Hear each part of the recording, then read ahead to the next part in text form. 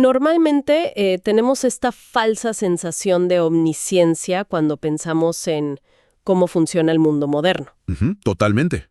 Como si la tecnología lo viera absolutamente todo, ¿no? Exacto. O sea, pensamos en la pantalla de un radar, con esa línea verde brillante barriendo en círculos perfectos. O en los satélites GPS que, digamos, nos guían en el auto. Claro, es una idea profundamente reconfortante. Si algo existe en el mundo físico, la pantalla emite un pitido y aparece un punto. Es binario, ¿está o no está? Pero a ver, la realidad es muchísimo más frágil de lo que queremos admitir. Sí, ni hablar. Y nos encanta esa ilusión de control porque vivimos obsesionados con lo tangible, con lo que podemos rastrear en tiempo real. Totalmente. Imagina algo tan simple como enviar un mensaje de texto. Ves que la otra persona lo lee, pero no responde. En ese pequeño lapso, la mente empieza a fabricar todo tipo de escenarios. Ajá. La ansiedad se dispara. Exacto. Ahora, llevemos ese mismo vacío de información, esa misma ansiedad, pero a una escala colosal. La línea verde del radar da una vuelta completa y un punto gigante simplemente desaparece. ¡Wow! Sí, la tecnología infalible se apaga y la realidad parece encogerse de hombros. Y es precisamente hacia ese vacío a donde nos dirigimos en nuestra inmersión profunda de hoy. Nuestra misión es explorar la anatomía del misterio y entender cómo la mente humana procesa lo que no tiene explicación. Y las fuentes que traemos hoy presentan un contraste fascinante para ilustrar esto. Sí, por un lado tenemos investigaciones periodísticas sobre un caso moderno y sumamente documentado, la desaparición de un helicóptero en la provincia de Buenos Aires en 2011. Ujú. Y por el otro, un libro llamado Mitos Lovenses, que es una recopilación de leyendas urbanas y rurales de esa misma región. Claro, el objetivo es analizar primero los datos concretos del caso policial, para luego trazar una línea hacia cómo estas tragedias sin resolver se transforman con el tiempo en el folclore de los pueblos. O sea, es ver el punto exacto donde el expediente judicial frío se queda sin respuestas y, nada, le cede el paso al mito popular. Porque la gran pregunta que detona todo esto es ¿cómo es posible que una aeronave naranja brillante, parte de un operativo estatal masivo, se evapore en el aire sin dejar ni una pista? Y cuando la realidad se queda muda, la sociedad, digamos, inventa sus propios fantasmas para llenar el vacío. Exacto. Así que empecemos estableciendo los hechos de este misterio moderno. Es el 2 de enero de 2011, pleno verano. Pleno operativo Sol en la provincia de Buenos Aires. Ajá, que para dar contexto es un despliegue gigantesco de recursos del Estado para proteger a los turistas en la costa atlántica. Miles de policías, patrulleros y, claro, una flota de vigilancia en el cielo. Y esa flota incluye un helicóptero Robinson 44, matrícula LB-Z-O, alquilado por la Agencia Nacional de Seguridad Vial. Naranja vibrante, imposible de no ver. Totalmente. Y al mando estaba Alejandro Ferzola, un hombre de 51 años y su perfil es súper clave aquí. No es un novato, es un excomisario de la policía, un piloto civil con muchísima experiencia. Claro. Sus colegas lo describían como extremadamente prudente, alguien que jamás tomaba riesgos. Exacto. Entonces son las 12:15 del mediodía. Despega de Bransen hacia Santa Teresita para cargar combustible y luego ir a Pinamar. Una ruta completamente de rutina. Sí, pero a los pocos minutos desaparece de los radares. No hay llamado de auxilio, cero Mayday y fallan de manera inexplicable los dos sistemas de localización de emergencia. Las famosas balizas ELT. Exacto, tanto la manual como la de impacto. Entonces, bien, vamos a desempacar esto. Es como si un elefante desapareciera en una habitación vacía. Considerando la enorme experiencia del piloto y las dos balizas de emergencia, ¿no es estadísticamente casi imposible que ocurra un accidente sin que se active al menos una señal? Lo fascinante aquí es que la estadística dicta que ese silencio electrónico simultáneo es una anomalía brutal. ¿Por qué? Bueno, el sistema manual requiere que el piloto alcance un interruptor. Si él hubiera enfrentado una falla progresiva, su entrenamiento le habría exigido activarlo. Claro, instinto básico de supervivencia. Exacto. Y por otro lado, la baliza de impacto automático está blindada. Que ambos fallen a la vez es la prueba circunstancial más fuerte contra la teoría de un simple accidente. O se abre la puerta de escenarios súbitos, ¿no? Sí, una desintegración catastrófica en el aire, una incapacitación fulminante o que alguien, digamos, apagara los sistemas. ¡Wow! Y claro, el Estado reacciona buscando en un área de casi 10.000 kilómetros cuadrados, 1.500 efectivos, 18 aeronaves y todo centrado en la bahía de San Borombón. Que es un territorio terrible, lleno de pantanos y cangrejales.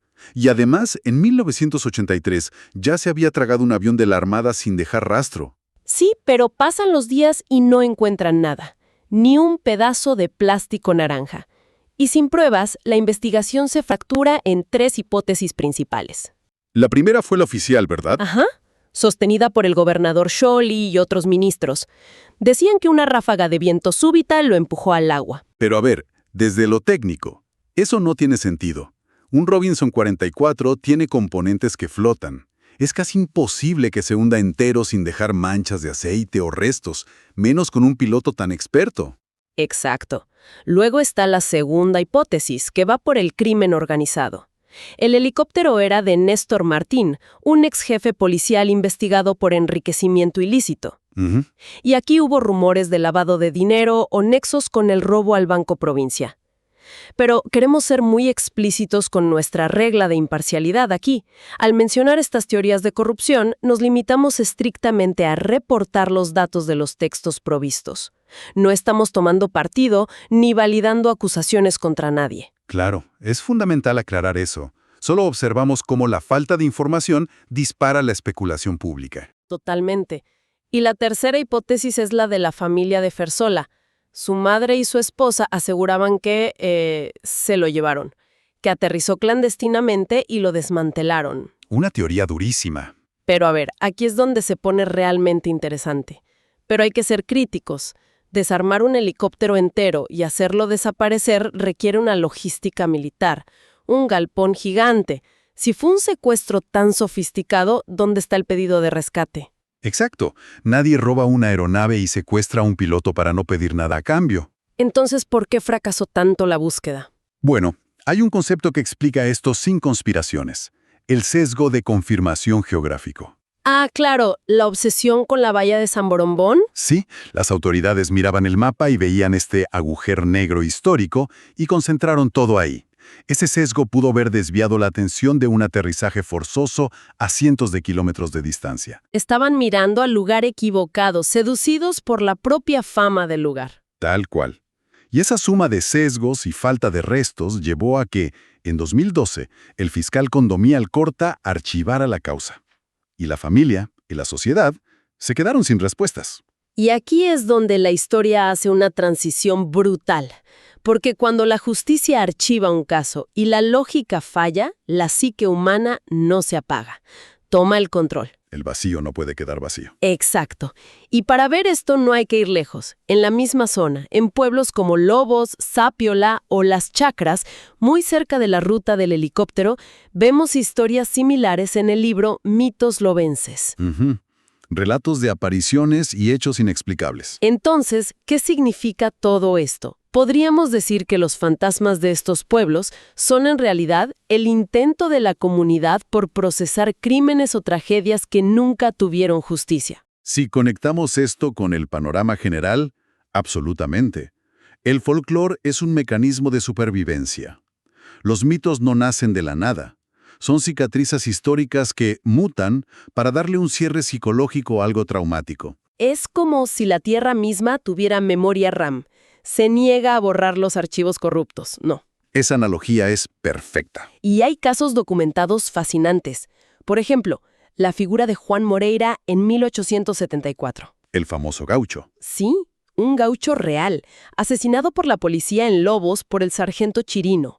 Su muerte es un dato histórico duro, pero el mito dice que, en su intento de escape, su daga quedó clavada en un muro, y de ese metal oxidado con su sangre creció un inmenso cactus que aún existe. Es tremendo. Es el trauma de la violencia del siglo XIX, floreciendo literalmente para que nadie lo olvide. ¡Wow! Sí. Y eso es un trauma individual. Imagínate los traumas masivos, como la epidemia de la fiebre amarilla en 1871. 60.000 muertos en Argentina. Un colapso biológico y social. Totalmente. Las fuentes mencionan un campo llamado La Colorada, que alberga fosas comunes de esa epidemia. Cientos de personas enterradas de forma anónima. Y la gente hoy afirma ver ahí a un gaucho sin cabeza y a una mujer pelirroja apareciendo entre los árboles. Es increíble cómo un trauma biológico se personifica en figuras de terror. Claro, el terror de un virus se convierte en un jinete decapitado siglos después. Exacto. Y el aislamiento rural magnifica estos ecos. Esos fantasmas en la Colorada actúan como semáforos sobrenaturales. ¿Semáforos? Sí, es el folclore advirtiendo a las nuevas generaciones. Este lugar está marcado por la muerte antigua, mantente alejado. El miedo a lo paranormal es, en el fondo, preservación. ¡Qué fuerte! Y pasa lo mismo cuando las leyes fallan ante la violencia humana. Está la historia de la tumba de los novios. Ah, sí, la historia de Alicia y Vincent. Ajá. Ella era una inmigrante del barco Aquitania. Huía de asesinatos familiares en Buenos Aires. Se casan, pero terminan hallados misteriosamente congelados en el río. ¿Y los entierran en una fosa común? Sí, un final horrendo sin respuestas de la justicia. Y hoy, la comunidad los llama los novios. Y esa tumba anónima es un punto de respeto.